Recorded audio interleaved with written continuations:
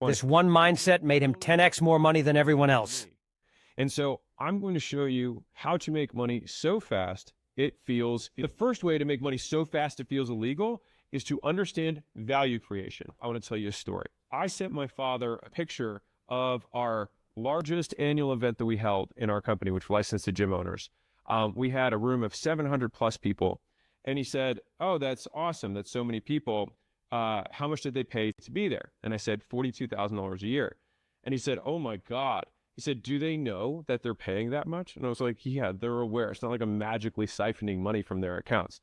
And it was like, okay. Now, rather than respond and be like really, mean about it, I was like, well, let's walk through this. I said, if you were able to pay $1 and get $5 back, would you do it? And he's like, well, it would depend. I said, it would depend on what?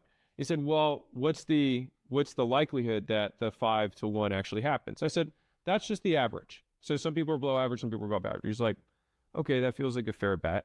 Well, what would I need to do? I was like, great question. You'd have to dedicate probably 10 plus hours a week to fully kind of implementing a new model within your business. He was like, okay, how long would it take between when I started and when I got those types of results? And I said, about a year. He was like, okay, well, then yeah, I think I would do it. And so that thought process was kind of the first big unlock to making so much money that it should feel illegal, which is that you can't sell out of your wallet. You have to sell off of the value that you're creating for someone else. We were able to charge significantly more and profit significantly more than everybody else in my space. And so everyone else in my space was charging literally a tenth of what I was able to charge, or I prefer to say command, from the marketplace.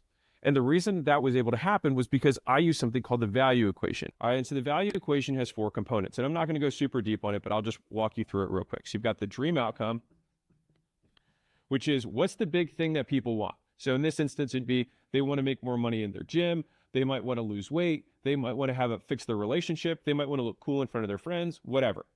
The next is the perceived likelihood of achievement, or the equal opposite of that is risk. How likely is it that when I buy this thing, I get what I want? Which when he asked the question, well, how likely is it? This is what he's teasing out.